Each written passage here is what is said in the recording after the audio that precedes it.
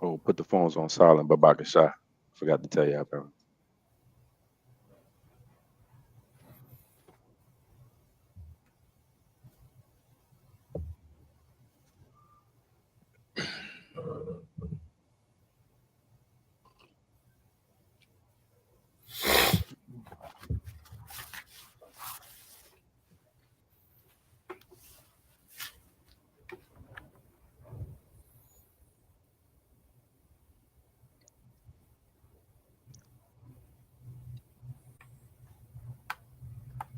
Barakati Yahweh, Barakati Hawashai, Barakati Yahweh, Barakati Hawashai, Barakati Yahweh, Barakati Hawashai, Kahalayim, Yahweh, Bahashem, Yahwashai, Bahashem, Rakahakwadash. Double honors to our apostles, elders, and bishops of Great Millstone. Shalom and salutations to you, Akim, out here preaching the words of truth and sincerity. Shalom to all the Lord's elect, Akim and Akwathi, scattered Israelites and Israelite foreigners. I brought this out. This video is edifying. It's myself, the brother Rapah Moth, alongside Priest Adon and Priest Samak. We are a Great Millstone with the branch here at Birmingham, Alabama, coming back with another lesson for the night, for the Monday Night Live. The topic is urgent pandemic alert. Deadly new virus spreading rapidly. It's not speaking about anything as of right now specific. It's pretty much written in prophetic language. All right. If anything, it's talking about something that's about to hit. So sometimes when it comes to prophecies, not sometimes, but all the time, when it comes to prophecies, you can treat prophecy as if it's current news. All that does is get you prepared for a situation that you're about to run into anyway. That's what prophecy is. It's news taken as current news because you will run into that prophecy later on anyway. So we're going to deal with the pandemic alert or a pandemic. And we do have that word pandemic, I believe, on the screen, what we'll put up now. This is what pandemic says defined. Babaka Shah Samak, could you? For that word pandemic, it says widespread occurrence of an infectious disease over a whole country or the whole at a particular time. And straight up, this is what the scriptures tell us we're going to have to deal with and we're going to have to face, man. And this is not like a possibility, like you one day might, it's like that saying what Senator Biden told John Roberts at one point in time, or John Edwards, whoever that was, one of the Supreme Court justices. He was trying out for the position. He said, "You will have to judge on the microchip one day." That was pretty prophetic terms in the sense that we understand prophecy-wise that microchip will be the mark of the beast. We could very well go into an entire lesson and subject concerning just the mark of the beast and that prophecy. However, right now we're going to deal with the pandemic, and you don't hear a lot of your leaders talking about that. You will one day have to judge whether U.S. citizens have the right to receive certain medication or help from government during the pandemic, or are we going to leave them out there stranded?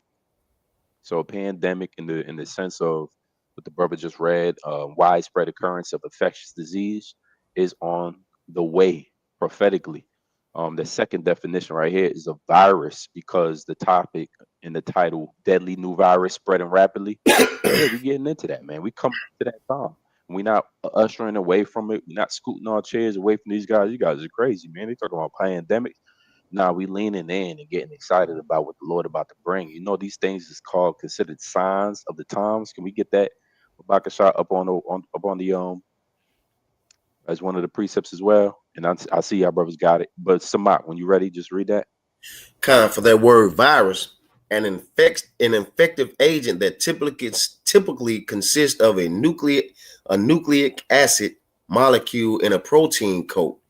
Is too small to be seen by light microscopy and is able to multiply only within the. Is it more? Yeah. Imagine it said right down here. only Living within cell. living cells of a host. The water. Yup. Too tiny to see, man. So this is why pandemics is such a problem, man. These things is fast. They move and they spread fast. That's in the topic, right? Urgent pandemic spreading rapidly.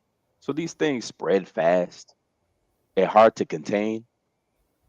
Okay, if they already on the bus, they done hitting every. Now you got to find where the bus went. If they already people done got off the bus, now you got to figure out where they went. This man went to the airport. Oh hell! Now you got to touch down with everybody who was at the airport at the same time as this man. Now they done went to the one flew to Kenya, another person flew to Mozambique. This guy flew to Sydney, Australia. That guy flew to Istanbul. The other guy flew to St. Petersburg. It's a wrap. These things is fast. All right. When it comes to these molecules, some molecules is going to be on the surface, some molecules is airborne, as in the case of C19, the actual thing. All right. Some of them, they don't got no cure for it. Right. And another thing, some of them is just you can't how you contain it. You know, what do you do? At some point in time, you're gonna see things like quarantine. Can I get that definition as well put up? And I know you got the preset first, do you? Was you able to, was anybody able to put up somebody but about somebody put up on Matthews 24 and go straight to the point about the pestilence. Okay. And what else I call for? Oh, you did already? Throw water, brother. I ain't see it. What you got there? No, you got something different. Yeah, that's a little Somebody put up different. Matthews 24. Okay, Con. That's a Yeah, good what's one that? too. What's that definition, Bob? Bashar? Oh shoot, what was it called? Oh, quarantine. Quarantine. God. Type of quarantine. Type up contagion. There was a movie. By the way, a lot of movies. Wilder Esau made so many movies from the 90s to the 2000s. Contagion or World War Z. Anybody remember any other ones? Outbreak. Okay, just to name a few. All right, so I'm looking for. Okay, here you go. Definition of quarantine. Could you, Priest Aldon, read that? God. Yeah, so the definition for quarantine, it says quarantine is a separation and restriction of movement of people, animals, or goods that may have been exposed to a contagious disease. So the goal is to prevent the disease from spreading to others. It says until it is clear the exposed individuals are not sick or no longer at risk. So quarantines, man. You know, deadly diseases, fast spreading, and then you got societal breakdown. But again, quarantine is moving of people, animals, goods. You got to have logistics for that. You got to have areas for this. You know what your stadiums are going to become? Quarantine zones. You know what your schools are going to become? Quarantine zones. And guess what? There's laws and legislation for the military to override that. That's called military readiness order that Trump put in office. Military readiness order is military is over health now. So yeah, quarantine zones are gonna pop up. Your local schools, stadiums. I forget what movie that was, where the entire stadium was used as a quarantine zone. It's a few of them. That's the automatic. You throw the people affected. They did that with Hurricane Katrina. You throw the affected inside the quarantine zone, which is a stadium. All right, so these are very real practices that's already kind of established. This is old school, right? But the thing is, depending on the disease and depending on how fast the people move, depending on if the government even want to tell the citizens, because eventually they got to share news with you, right? And if the government's saying or playing around with it and toying around with it, if you got a stage 5 virus going around or a stage 10, whatever that might look like, virus going around, And then you got certain people in the government basically saying, "Oh, this is COVID all over. Don't react to it." At some point in time, it's going to outbreak. At some point in time, contagion is going to be too late. At some point in time, if you don't get things under control immediately, then it's going to be a complete repercussions to that. And this is the days we living in, man. Don't be surprised when your government makes that statement that we need everybody from this entire city. The city's on lockdown. You know, your wife might be in the other part of the city at the time of the outbreak, and the news comes out, and she's cordoned off to a containment zone at another part of the city where you can't get to. Lockdowns. That's another word that we came familiar with during 2020. But this is Babaka Shah Samat. Khan. This is Matthew chapter 24 and verse 7.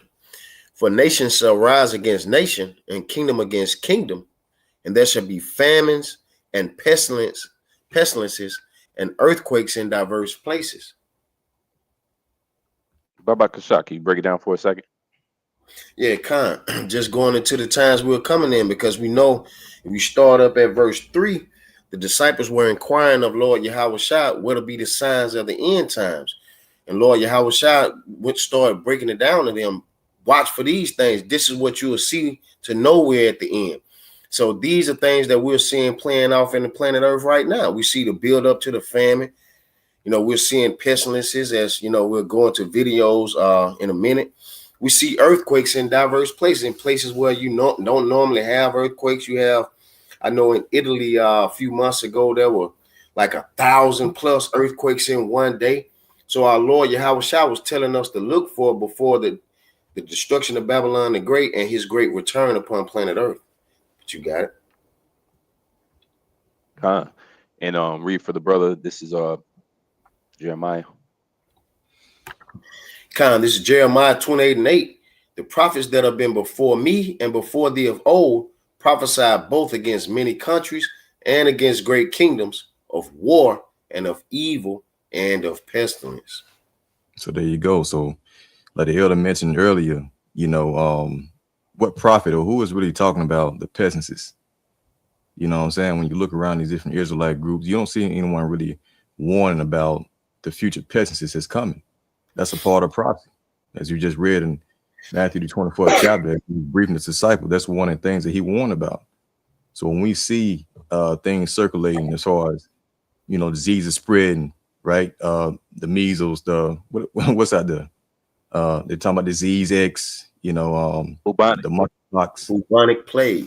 Plague. Oh, the Lord gonna bring all these things back, and he has pretty much gave the keys over to Esau, you know, to facilitate these diseases. Okay, that's a part of Esau's great wrath.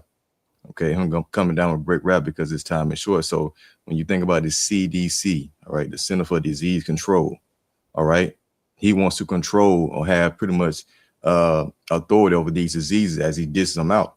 But again, that's really from Yahweh Shemal Shai, man. So although he has control, okay, Esau in a sense is really controlled by Yahweh Shemal Shai. He sanctioned the elect to be delivered from these things. Then that's what we put our trust in.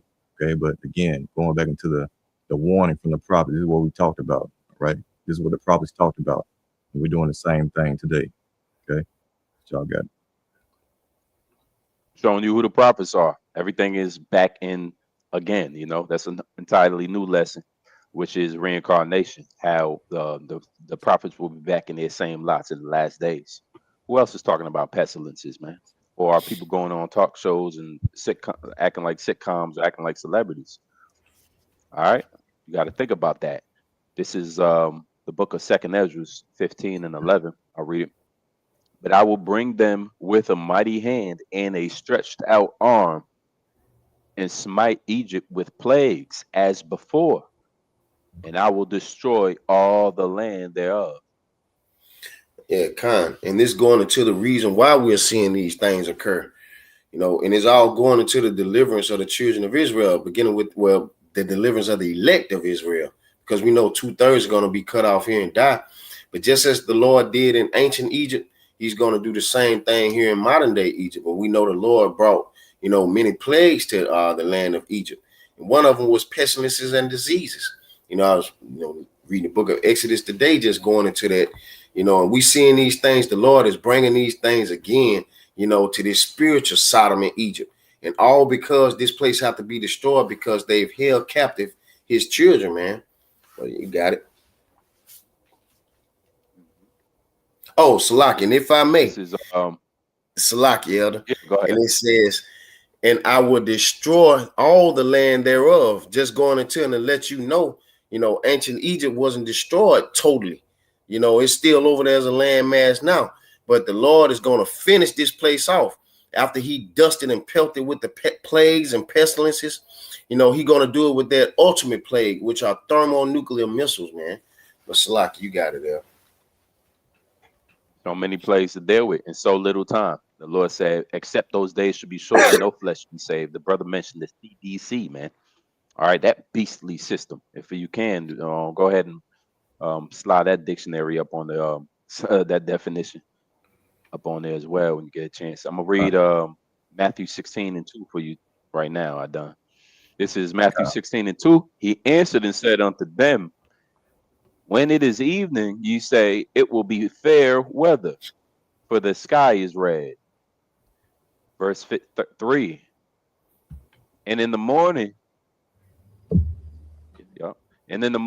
it will be foul weather today, for the sky is red and lowering. Oh, you hypocrites, you can discern the face of the sky, but you cannot discern the signs of the times. You don't have the spirit of prophecy. Basically what that's going into. So you can decipher everything else, but when it comes to the prophetic things that Yahweh Shah spoke about, you're pretty much Ray Charles to it. You know what I'm saying? You can't see these things coming down the pipe. Or even if you do see them, you're not warning the people. So again, we are commanded to know what's going on in the earth as far as what these devils got planned on left-hand side to obtain their new world order, because they have God-like power and capabilities, man. This man controls the weather. I was looking at the sky today, how this man is just lighting the sky up with chemtrails, weather manipulation. At the same time, they pulls in the air. Okay. And so they're able to create, earthquakes, hurricanes or whatever, tornadoes, making fire come down on earth. All right. So how much more the peasants? Okay. We got to warn you about these peasants because you're going to need protection from Yahweh Shema Shah in these times. Yep. That's it, though. I believe I was again. Some of these viruses. Yep. Salaki, I got you. Yeah, some of these viruses. When you start to just do a quick study on viruses, man, they got different characteristics. They're living organisms, so they don't just move the same way. You don't handle C19 the same way you handle bubonic, right? You don't handle Ebola, which is I think that's bubonic too, the same way you handle some other ones, man. The flu. So you got strains, then you got the strains. Here it is, the flu alone. How many strains do you hear about the flu? What you good and you healthy with the flu from the East Coast, but then you travel over to down south of the West Coast, that flu strain is different. So the Lord don't play about this, man. Some things will wipe you out quick. Some things it'll slowly break down your organs. All right. Some strains last longer airborne. Some things will only be on the surface. You hand to hand. You got to pass it. It's fluid like or whatnot. How do you know? If you can't, going back to the definition of virus, it's at an anatomic level. I believe it's anatomic or nucleus atomic level. It's so small you can't see it. So the average citizen, you don't got you can't rely on your own logistics or logical skills to even figure out what this virus finna do, how it's about to backflip, being transmitted. You can't rely. Y'all barely can understand how to not catch STDs, man. Isn't that a virus that Jake had trouble with? Don't let Ebola come around, man. It's a wrap. So what's Jake gonna do immediately? They're gonna immediately rely on the government. And at some point in time, the government is going to be overran. They only so strong. They only got so many resources. There's only so many heart monitors at the hospital. You're going to overrun the hospital. Guess what? If a virus spread at the hospital, you know what happens? Can you type in the definition for attrition? This is a word I had to look up. Attrition. Yeah, you got hospitals at max capacity. No more beds out. It's standing room only. All right. The ventilators ain't working no more properly. And then you have something called attrition. Let me know when you got that up there. Yeah, I got you. Might post in the All chat. right. Yeah, post it. Oh, okay. Yeah, just read if you want. Just read it since you got Okay. it there. All right, Con. Yeah, so the definition for attrition, it says the action or process of gradually reducing the strength or effectiveness of someone or something through sustained attack or pressure. Mm-hmm. Let's try attrition of employees. The phrase attrition of employees. Let's see what that phrase look like.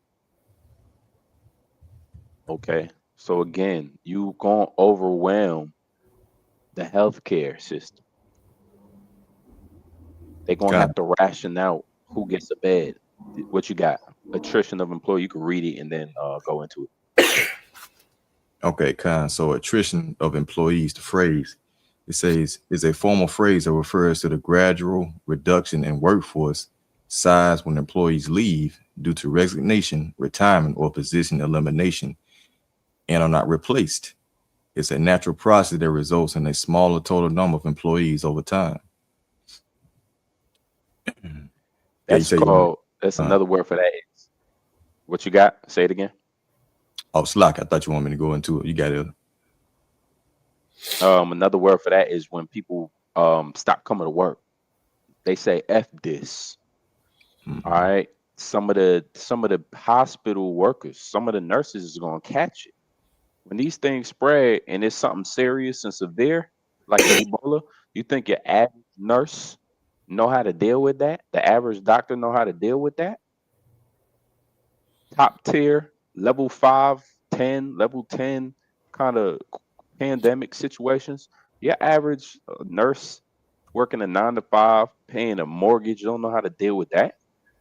So they're gonna get the hell up out of there. Their husband's not gonna let them come to work no more. Staff is gonna be dying.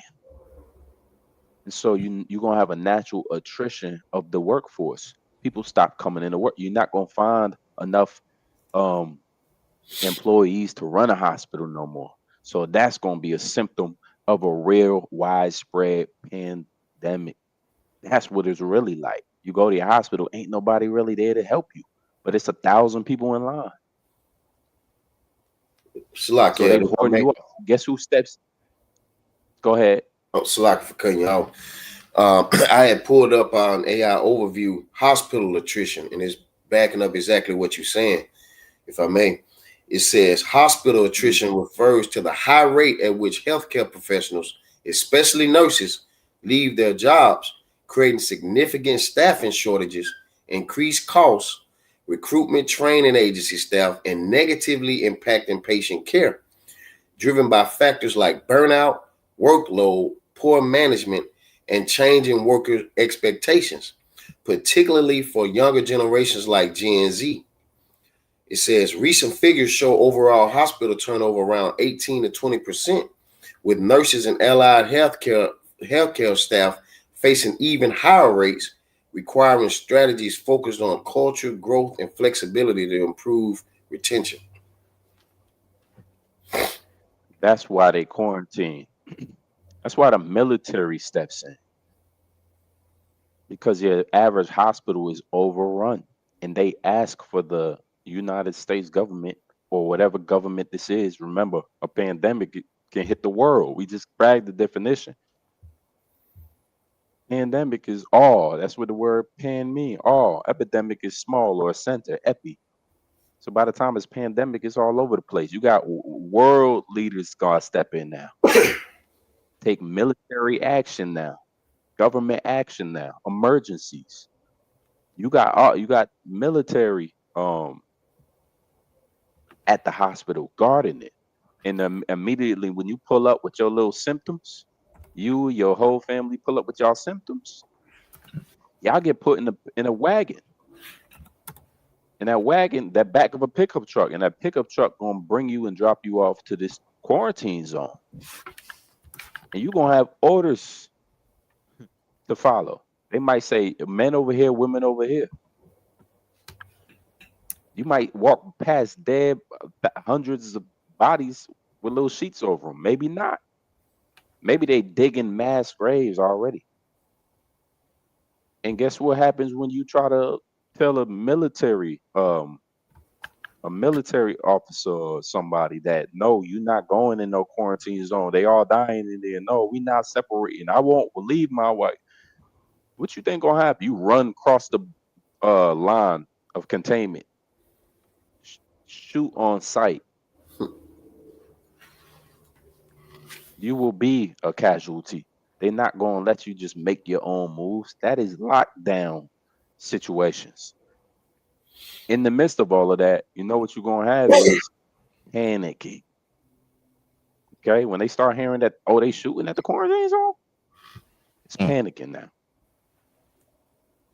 Add panic to any situation where they're trying to keep order and see how it goes down, man. Look at Katrina. They was letting them bullets fly, man. And then you had regular citizens letting the bullets fly because somebody walking from a quarantine zone over into somebody else's neighborhood. All panic, right? People going crazy for drugs. They say the first thing that happens when the pandemic happens, and it's basically get too crazy, out of hand, social unrest start to happen, they break into the pharmacies and steal all the drugs. So you ain't gonna go to your doctor no more to be able to see. It's gonna be somebody who ran down on CVS. You're gonna have to go see that dude. There's levels, man. The Lord got this thing mapped out to go haywire, backwards.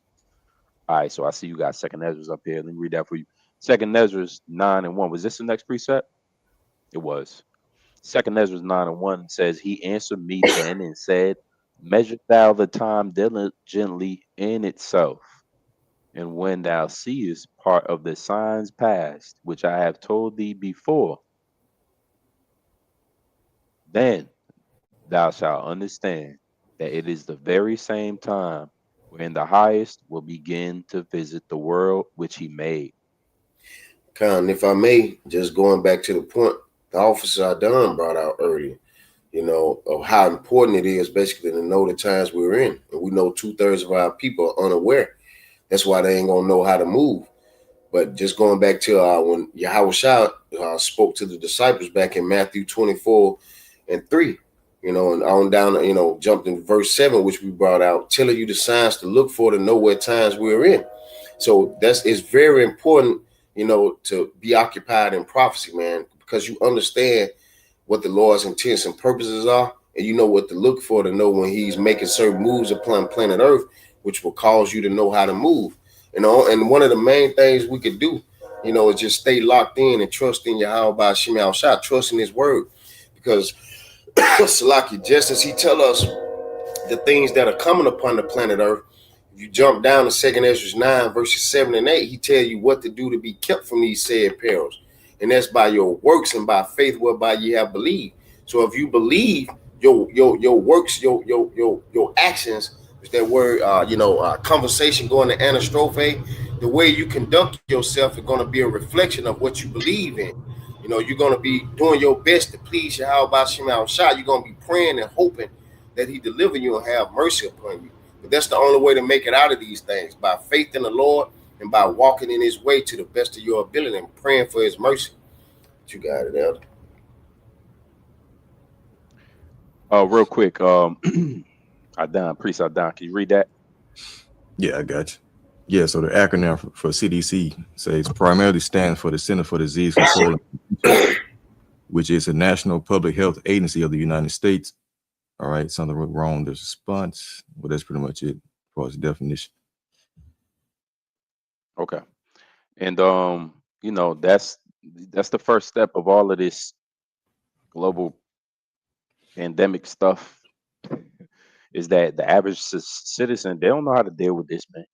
This not what we get paid to do. This is not what your everyday McDonald's employee know how to determine what kind of virus is out. So you're gonna have to rely on set up established government officials to give you the proper information on what to do.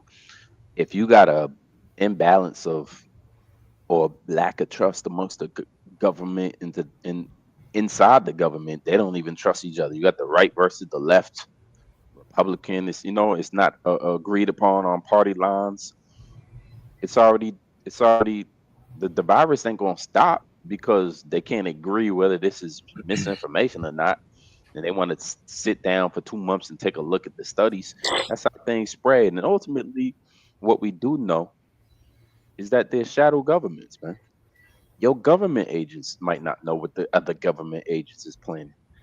Here it is. Some of them is taking it seriously. We have a virus on hand. We need to organize and centralize this, get this under control.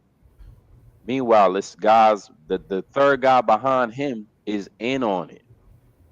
You can't have no shadow governments in everything runs smoothly and everything's under control. Because some of them involved with the control part. And CDC that's what it is. It's supposed to be controlled. The diseases is all supposed to be controlled. Why we got these outbreaks? Because the Lord prophesied that it would happen, man. All right. So let's get into this right here. Somebody, you mind reading this for the brother? Con, this is Deuteronomy 28 and 59, the NLT.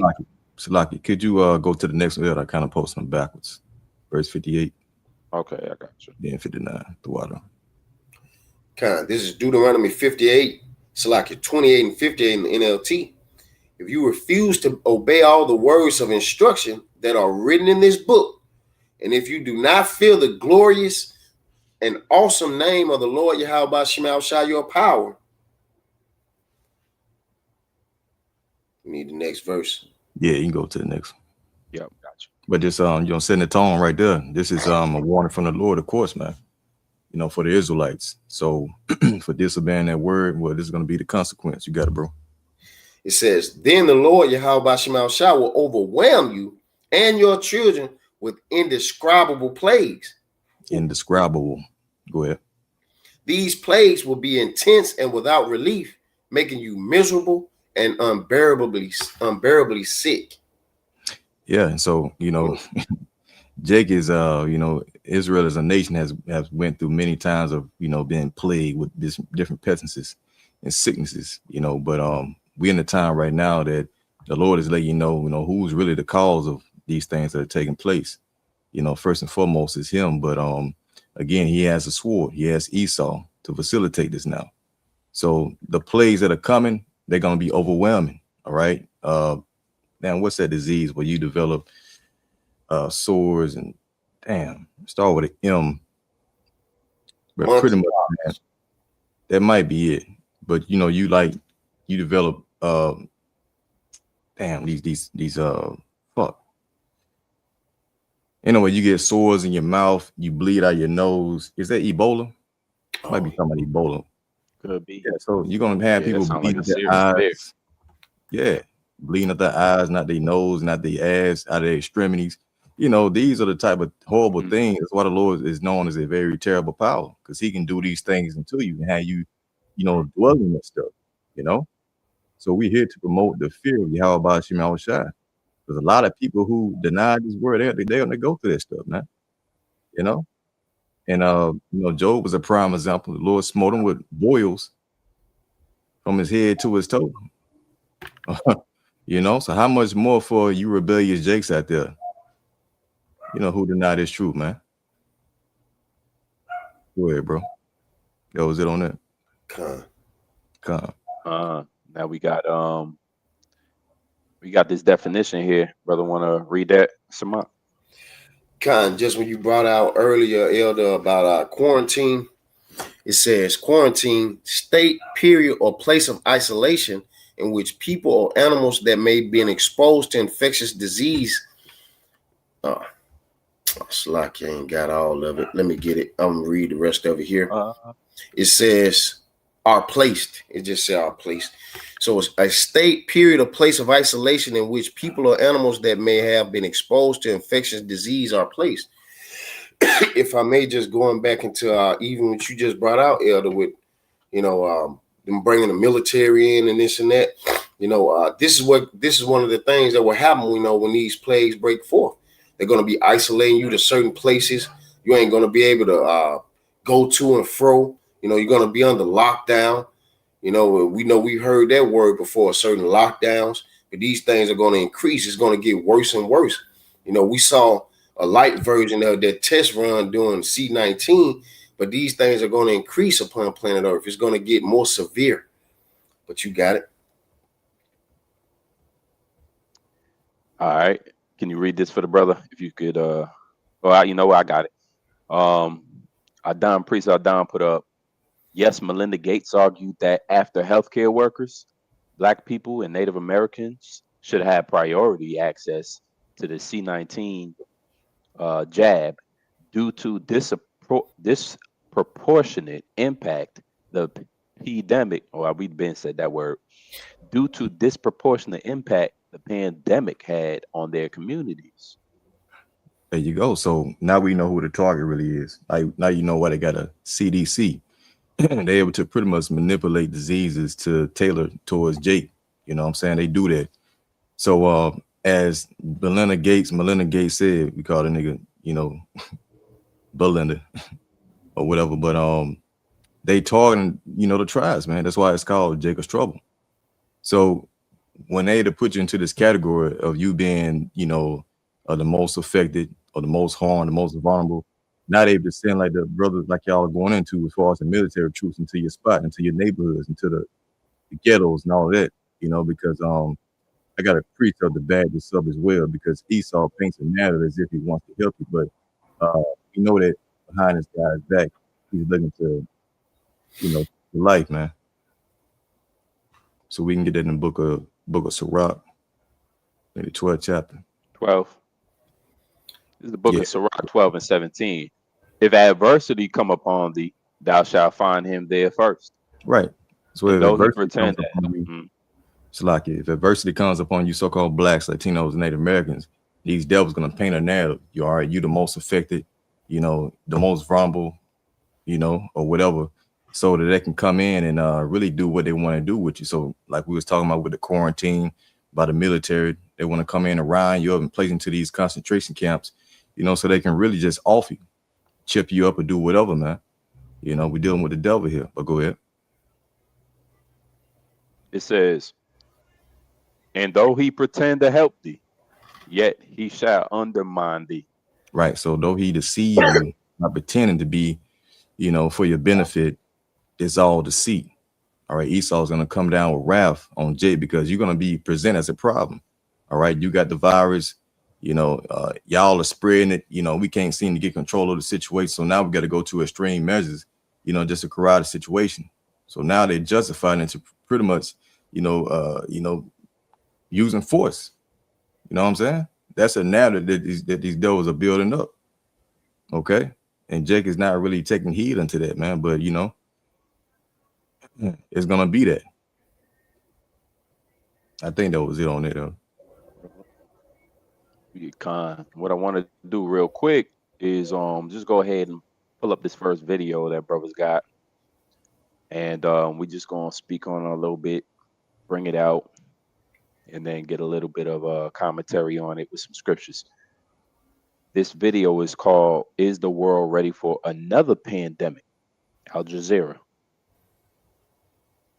Estimated that more than 400,000 people have already contracted it this year. And the World Health Organization says conditions are ripe for it to spread further. And that's without mentioning bird flu, dengue fever, measles, and monkeypox. Well, that is our topic for today. I'm Stephanie Decker, and welcome to The Street.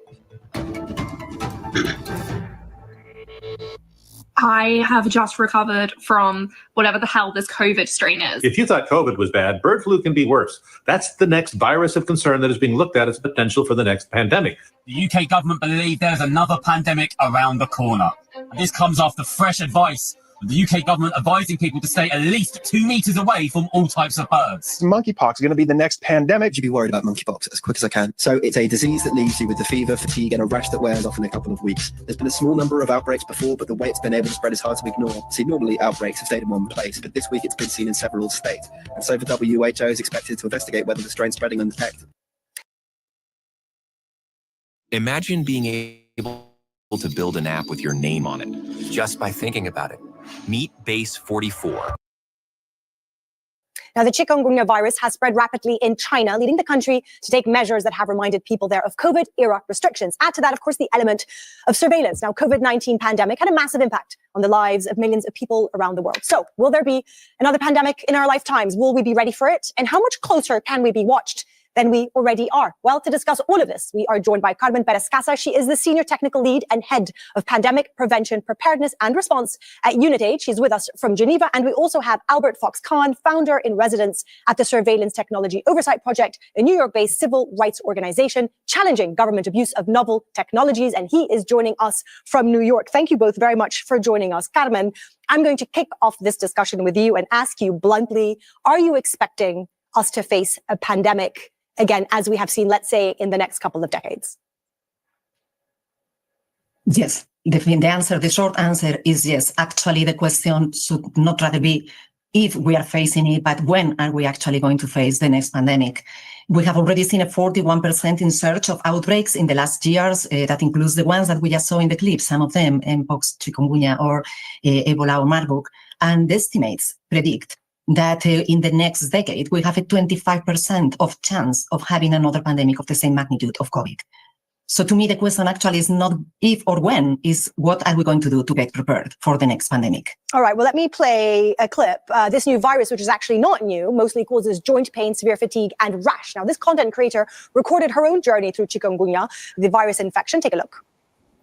It started with a rash all over my body, followed by 102.5 fever, then getting admitted to the hospital. I tried Epsom salt baths, but my body just wouldn't listen. Cutting food became a task. My hands shook and my joints screamed, but there was no way around it.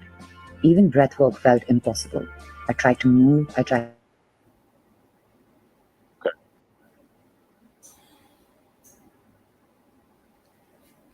So we just gonna go ahead and kind of let that play in the background. It just show you, man, we are that close to that time, man. Anybody want to make a statement or comment on that? What we just heard? If not, let's go ahead and run it down. I know the elder, the Zaquan Hawaii from GMS North Carolina, brought out some good precepts. I want to get that out too. Babaka Shah, Priest Aldan or Priest Amat? Yeah, I got you. Khan. Book of 2 Esdras, chapter 14, verse 16. But yet greater evils than those which thou hast seen happen shall be done hereafter.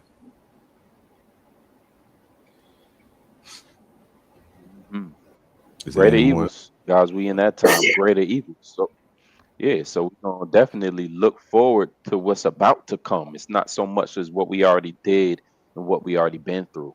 That's what causes people to be settled and calm down and remain relaxed. The scriptures talk about an unexpectedness in these end times, about a perplexity and a distress caused by the fact that they were sleeping when the thief came in to steal. You know, even down to so-called UFO, so-called UFOs, with the Bible already confirms is the chariots of the Heavenly Father, the Lord. Your government denies its existence. Half of them wanted truth out and testify on what they saw, some of the pilots in the government, and then others, wanted to remain a secret, as not to so-called have the society and the world panic. There's so much red tape in the ideas that when do you ever get to find out the truth about what's about to happen? You don't. Can we read that next verse? God, verse 17, it says, for look how much the world shall be weaker through age, so much the more shall evils increase upon them that dwell therein. And that's what we expecting to see. The evils increasing in the latter days, man. We're so much closer. And this scriptures is also likened many times throughout the scriptures. They're likened the end times prophecies that are going to come in these last days, being severe, being dramatic, being showing the Lord's wrath, the works of the Lord. All right, manifesting in doomsday prophecies are going to be so severe that people's not going to have an answer for them. They're going to be life changing, life altering. And as it says, it's likened unto a woman in travail when she's going through that certain trimester or labor pains. And then as more labor pains continue, as time continues, the pains get worse and more severe. And by the time that the baby's ready to be born, the birth of the child, she's at her worst pains, that unbearable pain that she's feeling. Man. This is why it's reserved for the future for it to be that most evil time. Did you already? Yep, you read this. Evil shall be increased in them that dwell therein. So we expecting more and more evils to happen. I'm gonna back it up with jump down with the elder put here. Matter of fact, let's start here. He threw a few of them up. Kind of book of Matthew 24 and verse 21. It say, for then shall be great tribulation, such as was not since the beginning of the world to this time. No, nor ever shall be. If I may too, man. Yep, great tribulation. Somebody pull up that word for tribulate, just the definition of tribulation. We know it means trouble. The great tribulation of these end times, man. Such as what? Such as never was since the beginning of this time, nor shall ever be. And I'm gonna just somebody quickly just read it, because I brought out a precept to go hand in hand with that in Daniel 12. For that word tribulation in the AI overview, tribulation means severe suffering, distress, or trials, often from oppression or misfortune. A little bit more. Okay. But in severe stuff. Yeah. No, that's it. That's it. Yep, no, I got it. A little more. But in Hamashiach, it said Christian, but Hamashiach eschatology, which means end times, study of the end times, it refers to a specific intense future 7-year period of global judgment and chaos before Yahweh's second coming, involving intense suffering for the unbelieving world, a time when the church is believed to be, yeah, that's it, involving intense suffering. 6-7. Yeah. It's that 6 and 7 Trump right there. That 6-7 right there, man. Come on, man. What we talking about? All right, we talking about you're not gonna be able to explain what's happening to your body. You're just gonna see symptoms, blood pouring out from your nose. You're gonna see your child eyes roll to the back of their heads. We're talking devastating situations, man. Don't you know some viruses just attack your neurology? Just attack your brain. And you know, I'm of the belief that they got a certain virus by now that just turns a person into what we consider a zombie, or puts them in some type of a zombie kind of state, like a rage. Think about a rage disease. And why would you say, you know, what kind of disease is he talking about? First of all, for those who do not know, artificial intelligence isn't just for making pictures, changing up your family pictures and making them realistic, or making them move around in the background. All right, or making cool effects to videos. Artificial intelligence, or AI, or their deep think, is also being used currently by in off-grid labs, specifically in Ukraine, where the U.S. had a lot of biolabs, and they're recreating and inventing new viruses. Now you can look this up, fact check it, be like the Bereans, man. Don't take my word for it. Just let this send you into a whole another deep search. But your government has been conspiring on what it can use as potential weapons. Is this not the characteristic qualities of a Edomite? Right? Didn't we just the brother just read where he's talking about, basically don't trust them and he's as the devil. Don't we know that Esau was using or reportedly he was using sonic weapons over there in the capturing of Maduro in Venezuela? That's just coming out. He had certain things that was being used was on Maduro's side, said they was feeling severe pain and their head trauma. Did y'all brothers hear about that? Con. Oh, yeah. So we're in a time like that, and that's why the brother brought, put that up there, or I'll put this up there. Did we finish out Daniel 12:1? Oh, I got you. Yeah, Daniel Go ahead. 12:1. God. It says, at that time, Michael, the archangel who stands guard of your nation, will arise. Then there will be a time of anguish greater than any since nations first came into existence. Greater than any since nations first came into existence. And this is the NLT version. But let's keep going. God, it says, but at that time, every one of your people whose name is written in the book will be rescued. So we need that. We need a great higher intervention. We need the prevention from being destroyed by some of these strains and some of these various diseases that artificial intelligence now is behind. All right. So the idea of creating a disease that just causes people to attack anybody that they see, that's no longer like something an impossibility, right?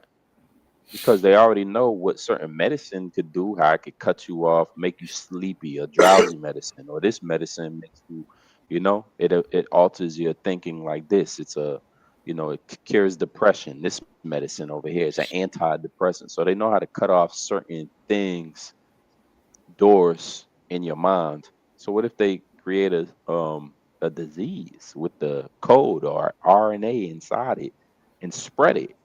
And the symptoms of it is that it makes you attack people that you love. It causes you to be enraged with malice and envy, and people start wiping each other out. What if that's the next one up? Do you know? Are you a part of these meetings? And the fact that we speaking about it makes people, quiver like, well, man, y'all just talking about stuff. Y'all just bringing it out yeah, that's what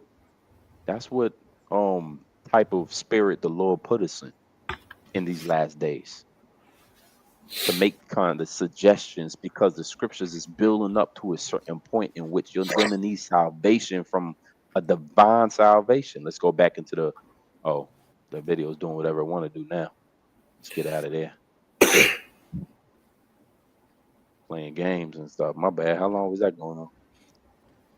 Yeah, probably 2 minutes. Oh, damn. Oh, Khan, I got you. Shalom. Shalom. All right. Yep. So going back to this precept, if we can, with the precept Elder Hawaii put up. Let's go here. Khan, the book of 2 Edges 14 and 17, it says, for look how much the world shall be weaker through age, so much the more shall evils increase upon them that dwell therein. That's right. Evils will increase upon those that dwell therein. And so this is what we're expecting, man. Evil, more evil. Again, use your imagination. What kind of new technologies Esau going to use that you haven't heard of? The government is 25 years ahead of modern technology. Okay, they had GPS and they had the same quality level of AI that people use today. They had that in the year 2000. So what do they have? What capabilities now as technology increases in these last days, man? You have to consider what you will actually run into out here in the times of catastrophic judgment that the Lord has the likes of which you've never seen before, man. Evil shall be increased upon them that dwell therein. Can we grab this one here? The book of 2 Timothy 3:1. This know also that in the last days perilous times shall come.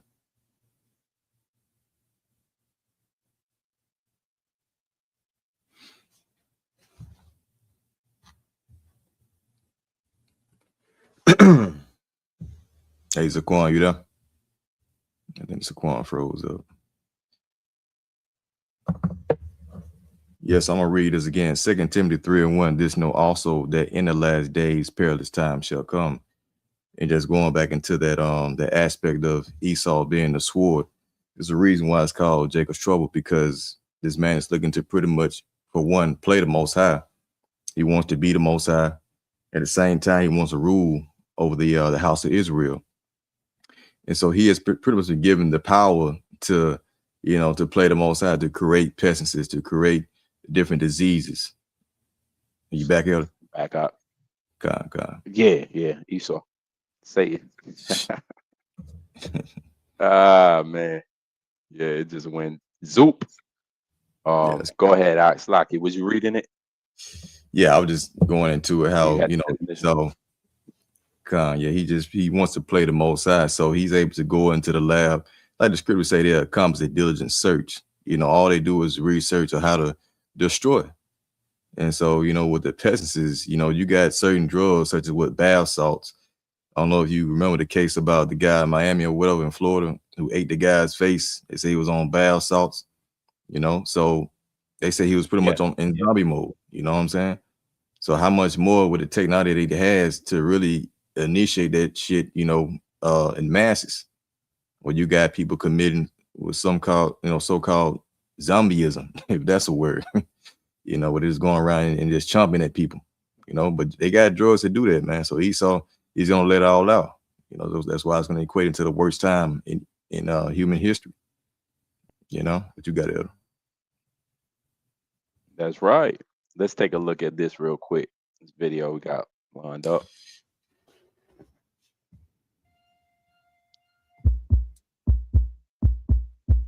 Stop thinking about 2020 for a second. What if I told you that the global lockdown, the masks, and the panic were just the dress rehearsal? Scientists are no longer asking if the next big one is coming. They are asking when. And the data suggests that COVID-25 could make 2019 look like the common cold. In the quiet corridors of the World Health Organization and top virology labs, there is a placeholder name that keeps experts awake at night. They call it Disease X. But for the purpose of today's analysis, let's call it by the name the internet fears most, COVID-25. You clicked on this video because you want to know if the rumors are true. Is it real? Is it worse? Today, we are going to look at the cold, hard simulation data. We aren't doing conspiracy theories here. We are going to break down the biological mechanics of a hypothetical supervariant, one that combines the spread of measles with the lethality of MERS. We'll explore the Frankenstein scenario, the immune escape problem, and the one technological breakthrough that might be our only shield. Strap in. This is the science of the next pandemic. To understand why the next threat is exponentially more dangerous, we have to talk about two numbers, R0 and case fatality rate. COVID-19, in its original form, had an R0, R0, of about 2.5 to 3. That means one sick person infected roughly 3 others. The Omicron variant pushed that number up to 9, making it one of the most contagious viruses in history. But here is the catch. As Omicron became faster, it generally became less lethal. That's a common evolutionary trade-off. But nature doesn't always follow the rules. In our COVID-25 worst-case scenario, epidemiologists model a virus that breaks this trade-off. Imagine a pathogen with an R0 of 12 to 18. That is up there with measles. In this scenario, you could walk into a supermarket, spend 5 minutes in the produce aisle, and infect everyone in the queue without even coughing. Now, apply the second number, lethality. COVID-19 had a mortality rate hovering between 0.1% and 3% depending on the healthcare system. The hypothetical COVID-25 models warn of a rate between 5% and 15%. Let that sink in. A virus that moves as fast as a rumor, but kills with the efficiency of SARS-1. If this equation becomes reality, We aren't talking about hospitals being overwhelmed. We are talking about them ceasing to function entirely. You might be thinking, viruses don't just decide to become super killers, and you'd be right. But they do cheat. The most terrifying mechanism for this is called recombination. Here is the scenario researchers fear. A patient is co-infected. They have the highly transmissible Omicron circulating in their lungs, but they also contract an avian influenza, like H5N1, or a more lethal coronavirus, like MERS. Inside that patient's cells, the viruses replicate. If they infect the same cell, they can swap genetic material. It's like shuffling two decks of cards. Suddenly, you deal a hand that has the spike protein of the fast spreader, but the internal replication machinery of the lethal killer. This is the Frankenstein virus. It's not science fiction. It's basic biology. And it has happened before in influenza pandemics. Speed is the ultimate weapon. In 2019, we had a grace period. The incubation period was roughly 5 to 14 days. It gave contact tracers a chance, albeit a small one. To catch up, COVID-25 could rob us of that luxury. Simulations suggest an incubation window that shrinks to just 12 to 48 hours. This is the stealth phase. You get infected in the morning. You become contagious by the afternoon, but you don't feel sick until the next day. By the time you realize you have a fever, you have already exposed your family, your co-workers, and your entire commute. But wait, we have vaccines now, right? We have immunity from previous infections. We should be safe. Here lies the biggest problem: complete immune escape. The virus doesn't just get faster, it changes its code. If COVID-25 emerges via a radical evolutionary leap, like a zoonotic spillover from a mink farm or a cryptic lineage from an immunocompromised host, its spike protein could look completely different to your immune system. Your antibodies are like security guards looking for a criminal with a specific tattoo. If the criminal gets plastic surgery, the guards let him walk right through the front door. In this scenario, fully vaccinated or previously infected means nothing. We start from zero. But this time, the global population is fatigued. Healthcare workers are burned out. And trust in public health is fractured.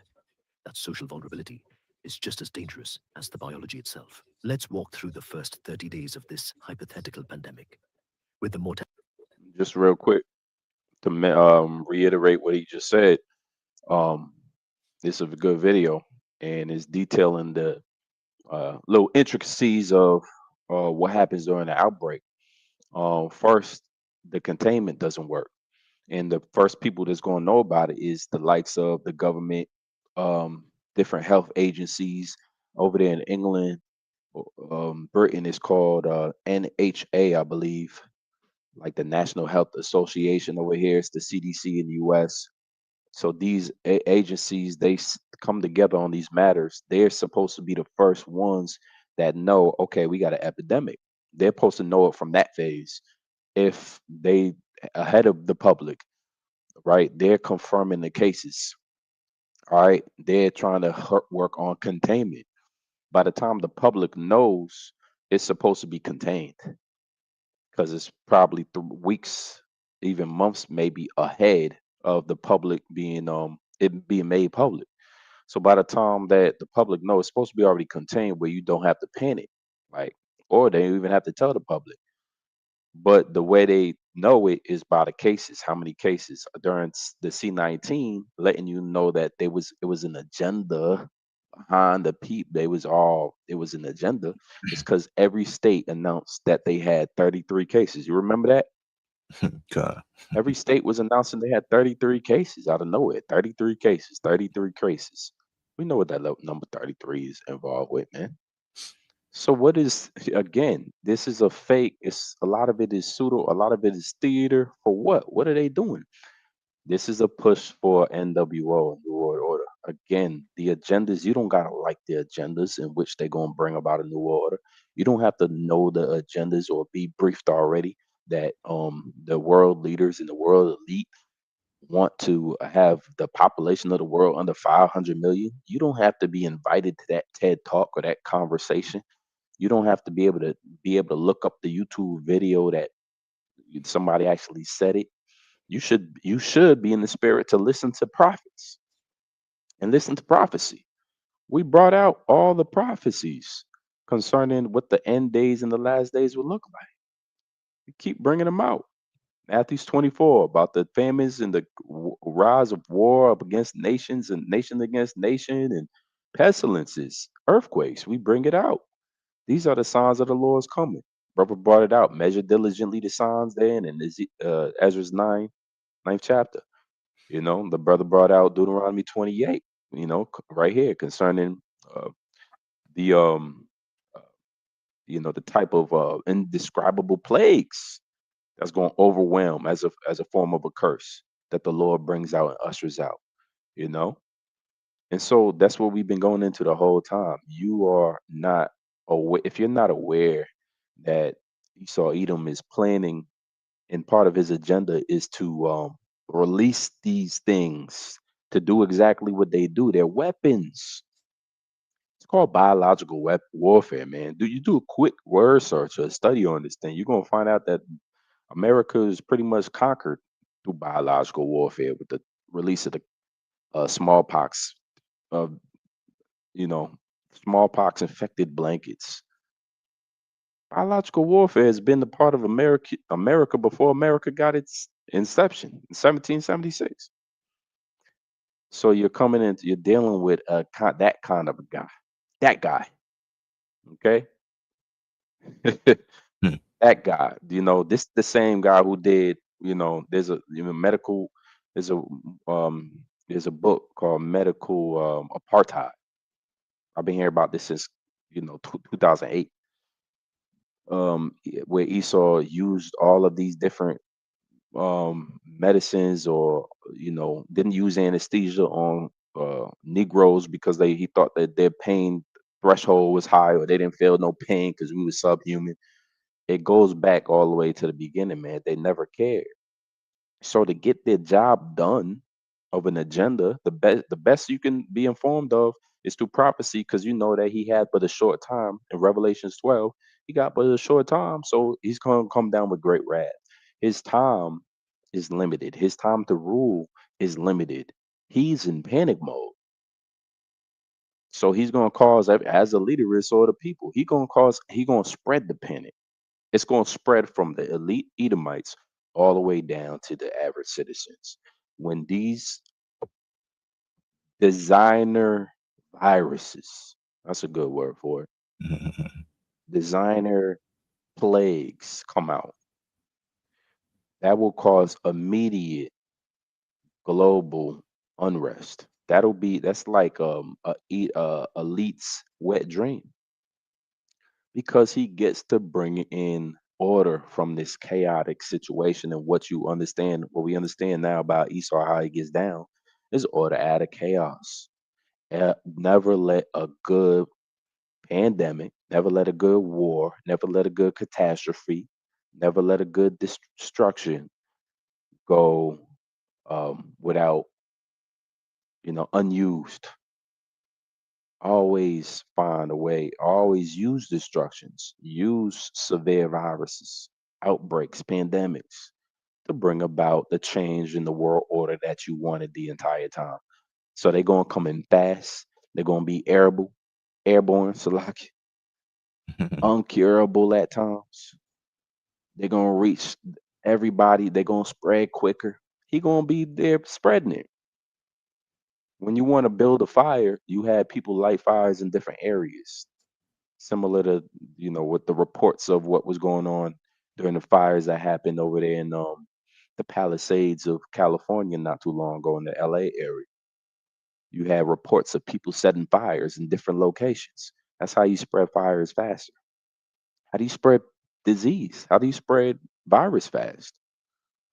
You set up different stages in which the virus can spread and how to make it spread, and you go to airports with it. The next thing you know is global already. We are in that time, and we're telling you ahead of that time, so you ain't got to go ahead and wait. Do we got anything? Yeah, I'm about to post some up real quick. But if I could add to what you said, Zaquan. Yeah, because like, you know, the ones who took the jab already because of the first scare with C-119, they pretty much like ticking time bombs. You know, so Esau got them by the wayside, just wait on that perfect moment for him to really initiate what he want to put out there, so he can pretty much use any kind of virus and say that, he gonna turn the 5G on and all that shit to 6G now. That can activate some of the graphene within the the C19 shot that can be activated, and people just start, bugging out, falling out dead, and they can blame it on another virus. And all of a sudden, everybody's scared and panicking. Now they going to take another jab. Nigga just took 3, 6 boosters. So he's going to get another because he's boosters, right? Yeah, them boosters. So he just, this is what these devils do, man. They're the ultimate deceivers. But if I can get this precept real quick, Proverbs 4:16. Mm-hmm. So it says, I'm just gonna post it real quick. God, yeah, and I'll read it for you. God. Right. This is the book of Proverbs 4, verse 16. It says, "For they sleep not, except they have done mischief." Mm-hmm. Yeah, so their they don't sleep sleep. is taken away. Yeah, Unless so they don't sleep. cause some. Oh, Salaki, we got a little delay.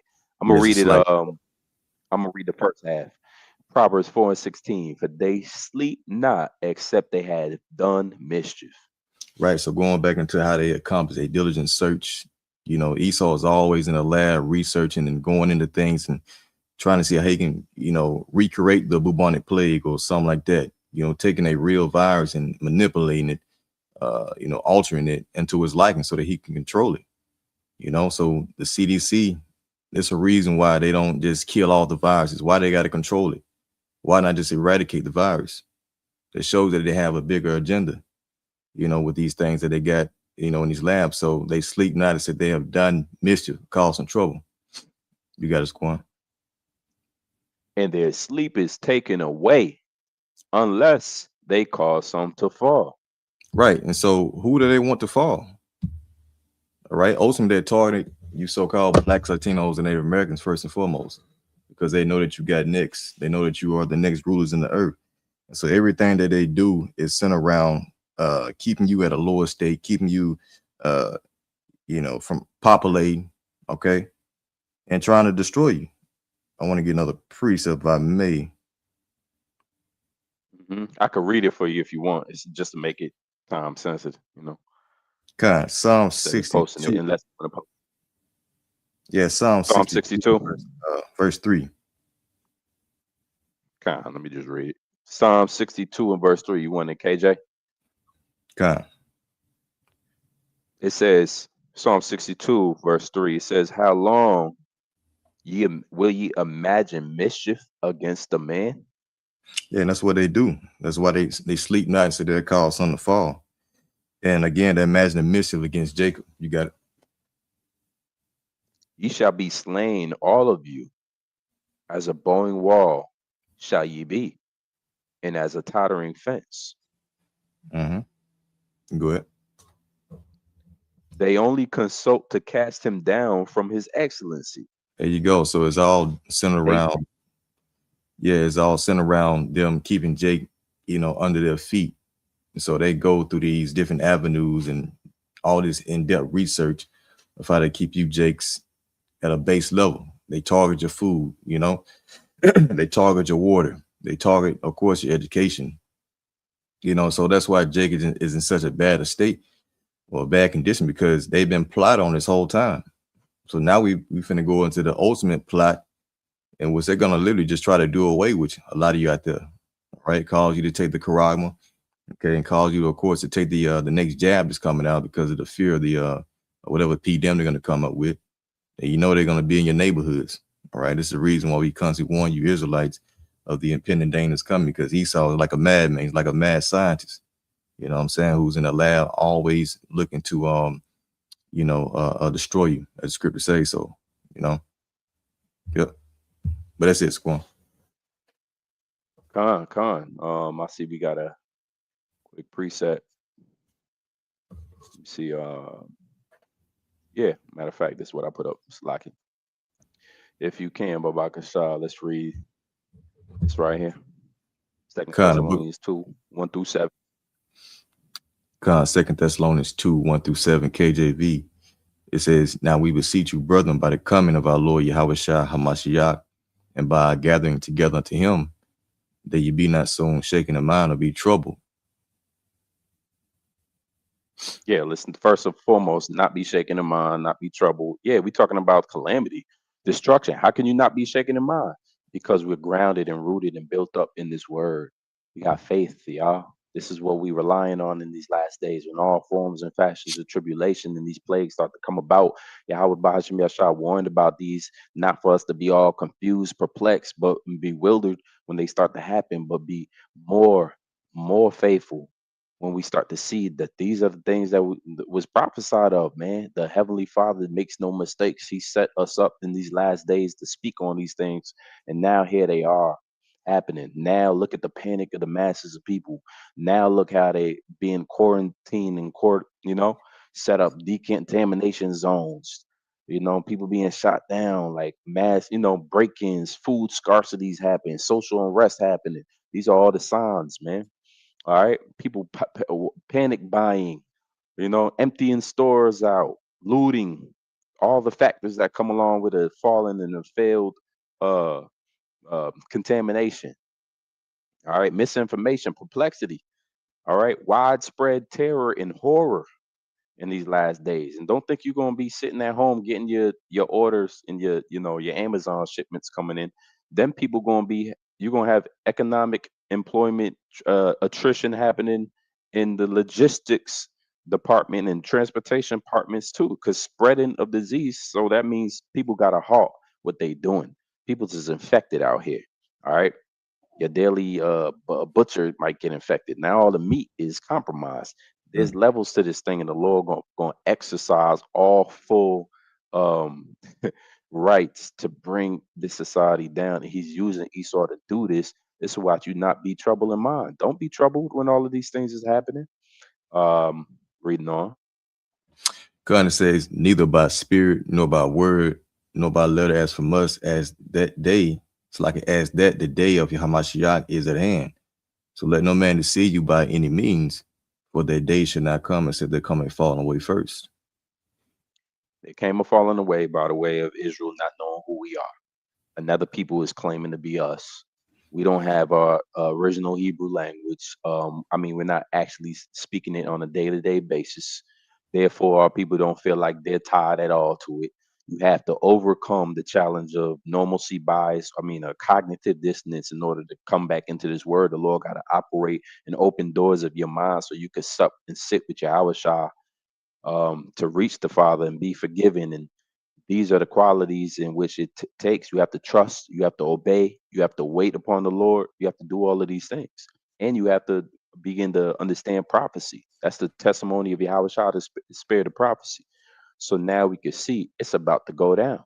All right. But the falling away first means that we didn't know we had to relearn all of this stuff. All right. Because of cargo slavery. Right. Let's read on. It's falling away first. Let me see. What was that next verse? It says, "And that man." Okay. Let's put that one on. Khan, it says, continue on, "And that man of sin be revealed, the son of perdition, who opposeth and exalted himself above all that is called the Most High, or that is worship." All right. So and there was a revealing of who the man of sin is, and this is back during the time of the Roman Empire, correct? Paul calling himself a Roman. The Caesars was on hand, right? Emperor Nero was around during that time. If I'm not mistaken, Emperor Nero. Paul says I was taken out of the teeth of a lion at one point. And many scholars believe that he was talking about referencing Emperor Nero. You could do your diligent search on that. Whereas, because he was incarcerated. But what we're gonna have is that now what's being exercised is the revelation of who this man is, the son of perdition, the man of destruction, the man of sin, who sitteth and exalteth himself above all that is called God. When you consider Trump, you consider him a man that exalts himself above everything. We are the greatest. We are not. He don't have a fear of of the Lord in his bones, man. All right. And yes, as you would go into different, as we would wage war into different um lands as Israelite people, the people of the Lord, we wouldn't just do it without exercising the first rule, which is to go to the prophets and see if the Lord is with us. Is Lord, are you with us on this mission? He might not be with you, so you wouldn't do it. You damn sure wouldn't say, whoever we come against, we gonna defeat. That is the language of an empire that believes they are above the Lord. They do not they consult with witches and magi's.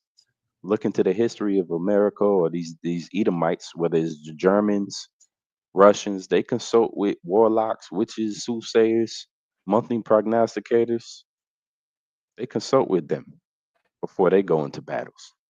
The Israelite people were supposed to consult. King David mainly was consulting with Yahweh Shemiah Shah first. So that's the proof. This is the man of sin, and he exalts himself. Let's keep going. Con, did you want to finish that last part, the last one, the last Where am verse? I at? Over. I think we stopped halfway. Okay, here we go. Yeah. Yep. Doth already work. Only he who not let will let until he be taken out of the way.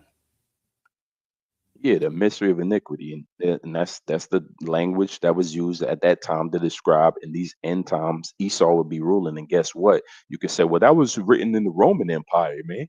How you attribute that to? Guess what? Guess what? The deadly wound being healed in the book of Revelation is speaking and referring to. What was that? Revelation 13, from the top on down. It's referring to a beast, and the second beast or dragon is like, cause all to worship the first beast before it, then the same image of the beast. So what is the image of the beast? That's the Roman Empire. Everything about Babylon, America, is like to the first Roman Empire. It's just modified. It's the modern day version of Rome all over again. So when you talk about the mystery of iniquity doth already work, they didn't recognize that Satan or Eve or the devil was already here. It was already working. They was trying to figure out, well, who is this devil in these end time scenarios that the prophets are prophesying of? That was the Roman Empire that existed at that time. Now we're in the last leg of the Roman Empire. Remember how the legs of iron, and then you have feet of part iron and part miry clay? That is NATO and the EU. That's the weakness of some of the EU states and NATO states, and then the strength of others. The strength of Britain with the weakness of Greece. So you can understand the economic weakness and the military weaknesses is both mixed in. So you have not the strength of the old aged iron Roman Empire, but you have a mixture of a weakened. So this is, and right after that weakened feet at the end, the feet symbolizes the end of something. You had the great stone, thrown at the feet of the statue, the image of Nebuchadnezzar in Nebuchadnezzar's dream of the statue, thrown at the feet, smit the feet, and the entire statue collapsed and fell. All right. And Daniel's dream about the fourth beast, the Roman Empire. Again, America is the last part of that. All right. Talks about a stout horn. That's America. The more stout, more proud. Even more specifically, Trump, the proudest president you've ever seen in your lifetime in history. It gets prouder. All right. This is at the height of American pride right now. So that stout horn of this beast. And now what you have is this fourth beast. It was slain. It was slain by the coming of Yahweh Shah, who the world said, who himself, he said, watch therefore, for you not know what hour I come. So we're all paying attention, we're all in tune, and we're all doing what? We're watching. Not worried, not troubled, not overly emotional, not fearful, but watching. That's all I got. I see you got two. Let me go ahead and put this up in here. Matter of fact, let's read this quick precept brought out. God. Yeah, the book of Isaiah 26 and verse 3, it says, thou will keep him in perfect peace, whose mind is stayed on thee, because he trusteth in thee. Yeah, we trust in thee, and that's what the bottom line is. There's going to be all kind of panic situations.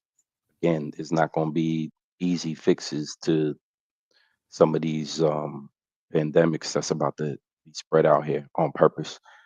They're designed to annihilate. They're going to be these new ones, these AI new ones, these designer viruses are going to be designed to wipe out millions of people to usher in this new world order agenda.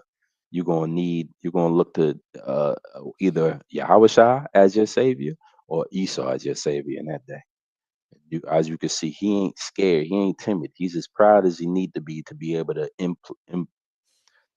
implement all of these infectious diseases the way he wants to be able to squeeze. Right? The scriptures talk about that. It's great squeezing, which is that word distress of nations goes into the root word of it.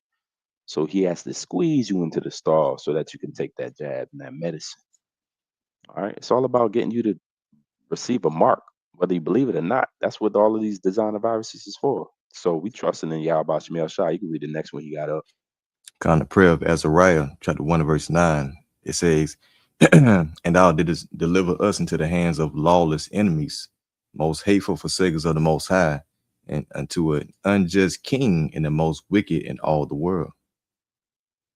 Here you go. Trump again, unjust king, because they got orders to basically take down any citizen who got a Spanish sounding last name. They got a right to check your ID or rough you up, and you and your children snatch people up. That's not beginning of that's not a demonstration of how everybody can live together. That's a demonstration of you have to fear your neighbor and fear your government. Fear is being pushed. Can you read that Babak Shah one more time? God, prayer of Azariah, chapter 1 and 9. It says, and thou didst deliver us into the hands of lawless enemies, most hateful forsakers of the Most High, and into an unjust king and the most wicked in all the world.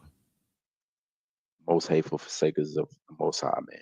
So when it comes down to them telling you, get back, or we're going to shoot you, they will. They're going to give these masked military government officials real rule over you in your town, and you're not going to be able to tell them no. They're going to want to hoard you off. It might be early in the morning. They say for the sake of, we got an executive order. We are operating under executive orders. You're going to have certain military officers, and you got a situation going on where one of the senators, I believe, or the congressman who's a ex-vet is making so-called defying orders of the president, and now they want him under treason. You got some serious insurrection-esque times that's about to come on full mode, man. Full manifestation, fruition. Why? Because the scripture says so.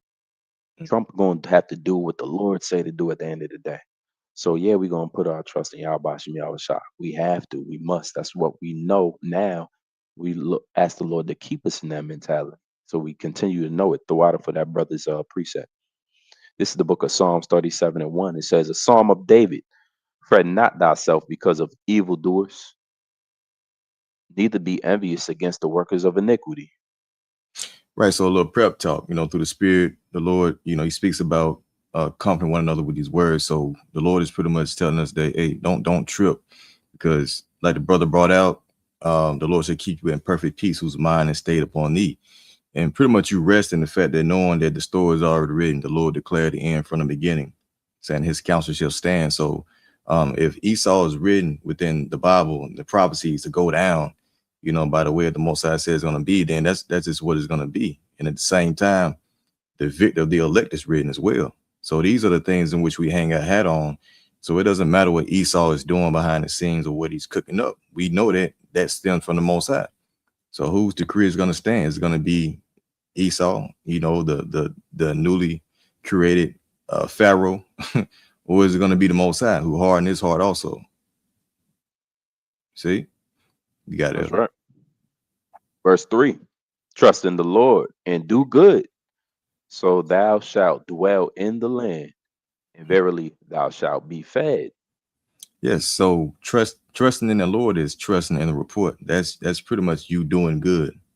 As you read Proverbs, I think the 4th chapter, it speaks about the Lord giving you good doctrine. So there's a particular path that we have been given, as far as, giving the Holy Spirit to walk in the ways of Yahweh Ba'Shem Shai, to abstain from abominations. And this is pleasing in the sight of the Most High. On top of that, you're hoping for the overthrow of your enemies.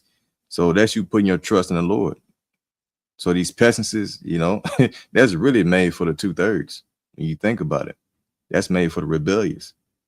But those who are inside this house, you're not going to see the pestilences consume you. All right, because you're going to be hedged up and guarded. Psalms 91 goes into that. See, so we, Lord willing, we be of that number that dwell in the land, the first fruit, the first go around, right? For doing good by believing in Yahweh Ba'Shem Shai. Yep. That's right. Let's get this last video popping off real quick. I brought this it's just a quick one. And then we'll be right out. I think it's crazy. I didn't even know the plague was still something that was going on. For both Videos called California Resident Tests Positive for Bubonic Plague. Visitors and residents of South Lake Tahoe. It's shocking to hear about a case of the bubonic plague. That's what's very news to me, and that's scary. But the cases are rare, but they do occur. Heather Orchard, the nursing manager for El Dorado County Public Health, says plague bacteria are commonly found in higher elevation areas. It's carried by rodents and often transmitted by fleas. So this person was camping in an area in South Lake Tahoe and was bitten, likely by a flea. That person is now getting medical treatment and recovering at home. A lot of the symptoms are very common: nausea, vomiting, muscle aches, a bite that they may have noticed. While these cases can be serious, they are curable. It's treated with antibiotics and it's early identification. The last human case of plague in El Dorado County was in 2020, but officials are routinely tracking it. So far this year, 4 rodents have tested positive in the Tahoe Basin. We should have something letting people know that, hey, be careful, wear something. We should make some aware to people. Still, there are a lot of questions from people who frequent the area. Is this the only place it's been happening? About a disease they first read about in their history books and the latest person to test positive. We thank you for watching, and remember, stay updated on breaking news and top stories. So what we just learned and witnessed there is that these diseases are very alive and well. Pestilences and the prophecies of Yahweh Shemel Shah is very alive and well. Let's just grab this last precept. I'm done, and we're just gonna end it at that. The book of Matthew 24:21, it says, "For then shall be great tribulation, such as was not since the beginning of the world to this time, no, nor ever shall be."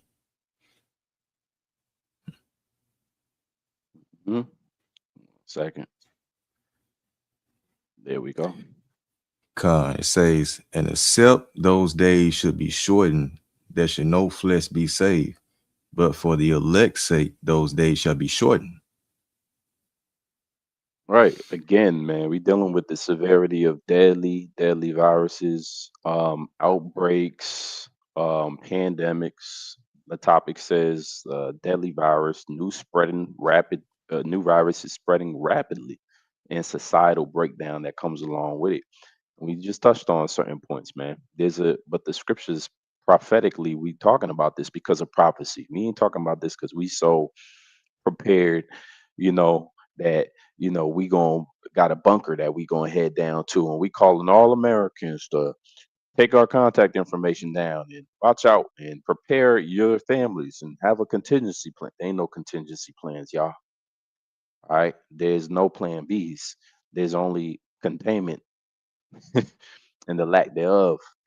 Failed. Your government gonna fail you. Your healthcare system gonna fail you. They're not gonna be equipped to deal with the type of severity of this thing. Therefore, they're gonna usher in the government to do certain things. You're not gonna get your food. Society gonna collapse. People gonna panic. It's gonna be bad. It's gonna look bad. It's gonna look ugly because it is ugly. It's not gonna be situations that you could pop out of easily. Virus is gonna spread. You're gonna look at your neighbor. Your neighbor gonna cough, and that's the last time you're gonna want to see your neighbor. You're gonna hear a cough 2 doors down. All right, the guy who takes care of the electricity, he done quit. So the power in the city is faulty. You're gonna have brownouts. You're gonna have blackouts in the midst of the viruses being spread, airborne. You're walking outside with masks, but this virus is so small that it moves through the mask and you just inhaled it. It's going down, man. This strain of virus might make you bug out on your family, and then you just somebody end up unaliving the entire family because of the new strain. All right, and we're talking about government vehicles being brought in. They in full hazmat suits and they coming and they pulling people out of the homes. We're talking about a complete breakdown. Orders from the highest of government officials to bring you to the quarantine zone, or they shoot you dead on your steps. You got a choice. Yeah, people ain't ready for that type of situation, or they think they are. That's misleading. But as what brother just read, except those days should be shortened, there should no flesh be saved. But for the elect's sake, those days shall be shortened. Yeah, we need those days should be shortened. The elect needs it because there is no contingency plan except for Yahweh Shah returning and delivering us out of here. That's why we doing these videos. There is no other method of getting out of here except your faith in Yahweh Shem Shah and the hope that you could be a part of that remnant that gets that salvation. There's a probability that you could hope and still not be a part of that elect. It's not up to you. So you can't save yourself, no matter how much you call upon the name, if you're not a part of the elect. But for those that are part of that remnant and that chosen, who were chosen, by the way, from the foundations of the world, you were already set up to believe before you even thought you had a will. So you're doing that now and you're believing now. You have a possibility and a potential to be saved in these last days from certain things that we just mentioned, viruses or military intervention and complete lockdown scenarios where food and water and health resources become scarce. Medication doesn't hit the same way it used to with these designer viruses. We headed to that last days, and this is how it's going to fail, man. And through the spirit of Yahweh Shem Shah, the Lord's going to sustain his prophets and his men. So we just want to end it there. Priest Abdan, you had anything you wanted to add? Well, I posted a scripture, 2 Edges 9 and verse 6. Oh, if we could get that real quick. Got that for you. Because, like, if I may, just like you're going want me to go through the whole? Yeah, go ahead. Yeah, I mean, just like you're going into how the Lord's going to pretty much, cause the worst thing that you can think of really take place, man. Is, on top of the pestilences, you're going to have famines. You're going to have, again, war. Okay, the narrative that Esau is going to bring is really going to bring forth that draconian measure to where they're going to be pretty much putting Jake to death over little nothing. Okay, they got the narrative about the pestilences as far as them having like delayed symptoms. So if you got a person looking at you, and you look like you fine, but they say that no, your symptom might not come like a week or 2 weeks later, then that's going to give them all the excuse in the world to round your ass up and take you and put you into a concentration camp, or what you call it, detainment camp. Quarantine zone. So, yeah, quarantine, the water. So hey, the narrative is gonna be painted, and Esau's he's gonna be given the full go ahead to come out to Jake, man. But those who are in this council, hey, this is where you want to be at. But yeah, you got it. 2 Ezra 9 and 7.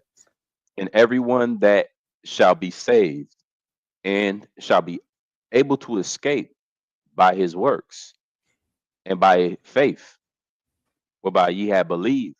Yeah, whereby ye have believed. Going back into you believing the report, so that produces you to act on doing what's pleasing to Yahweh Shem Shah, whether you're a teacher, whether you're a believer, you're going to do whatever you can to contribute to the body, man. And so these works that you accumulate are going to pay off in those times when you start to see the Lord step in on your behalf due to the miracles, the divine intervention. The pestilence is killing everybody, but it ain't touching you. So you're going to really see the value of doing what you're doing right now as far as sacrificing. You ain't able to do what you would want to do in the sense as far as like being in the world. Not saying that you want to be in the world, but, we just, Lord got to sacrifice, basically. You know what I'm saying? But it's going to pay off in the long run with salvation. But you got it. Shall be preserved from the said perils and shall see my salvation in my land and within my borders. For I have sanctified them for me from the beginning. There you go. So, hey, the elect ultimately desire what? Salvation. We desire to be protected. We fear the report, just like Habakkuk. You know, he heard the speech of the Lord and was afraid, man. So we likewise have that same fear instilled within us, where we want to do what we can and just hope to be delivered. You know, but like the elder Aram was going into about that hope. All right, you should always be in that mindset, not thinking that you already got it together, but you know, you still hoping that the Lord preserve you in these times. That's what we're reduced to. So the Lord's gonna really what's the word I'm looking for? Slaki. They ain't got no sleep. But pretty much the Lord, the water. Praying for it. Sustain, keep you, provide all these good things in which we desire, man. The water, elder. You know what I'm saying? Preserve. It's another great one. Okay. From the said parallel that the scriptures going into. Okay. Because we want to go back home at the end of the day. We want to be saved from the Lord's wrath. But yeah, that was it. Last one. This is Psalms 91:10. There shall no evil befall thee, neither shall any plague come nigh thy dwelling. That's it. And if I may, and that, go ahead. You got it.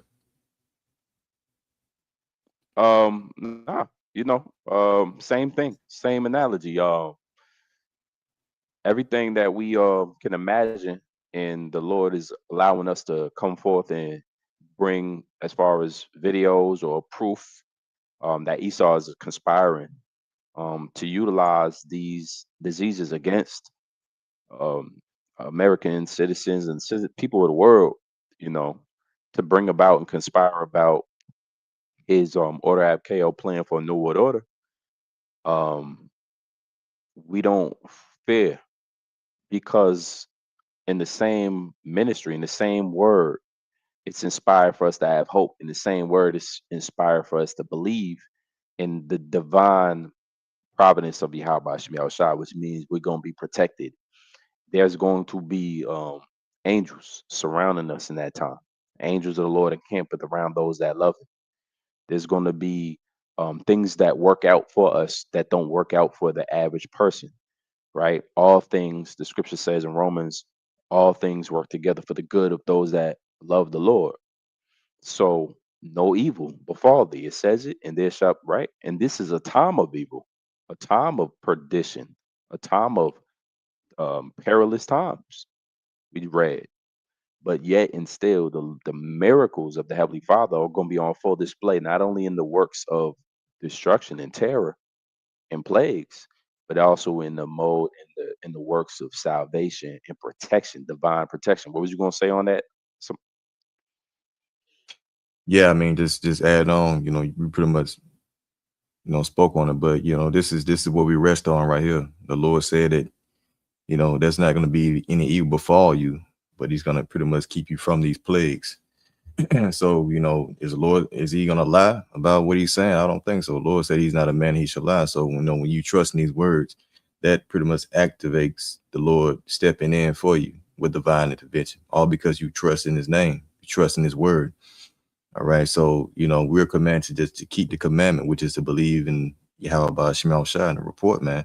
And from there, you're going to have their heads. The angels are going to be watching over you, because they're the ones that have jurisdiction over the plagues and, the peasantries or whatever it may be, even Esau. All right. Angels working on his mind to do these things. You think about the mills that are going to be shot off. All right. Well, there's angels working on Esau to facilitate that, to bring forth the will of Yahweh Shema Shai. So if you got angels who are ministering spirits over the elect, then what can happen unto them unless the Lord says so or sanctions it? You see? So there's a whole nother realm outside of this earthly realm that's controlling the affairs here on the earth, man. So once you accept that and fully trust in that, then you sit back and you let the Lord do His thing, basically. As the Lord said, hey, pretty much be still and know that I am the Most High. He's going to be exalted, right? He's going to save the elect. Okay, all we gotta do is just believe. But yeah, that's all I got. That's beautiful, man. Couldn't have said it better myself. That's what it is. We inspired to hope. That's all we got. And Abarat Desire, we're gonna end it there. Lord willing, this video was edifying. I felt like it was an edifying lesson myself, if I do say so. We want to give all glory to Yahweh, Bahashem, Yahweh Shai, Bahashem Rakah Hakwadash. All right, for giving us this word. you know, and continuing that stimulation process and stirring up our pure minds by way of remembrance of what's about to happen and the fulfillment of prophecy. We in these end times, man. Don't allow anything to get you too comfortable where you don't consider that first as you step outside your door, you know. Lord willing, everything, because we gotten into the most severe times since the beginning of time, like no man has ever seen since the beginning of time. It got to get devastating, but you got to believe. So, Lord willing, this video was edifying. We're gonna end it there. Till next time, Abaratizah, Shalom. Shalom.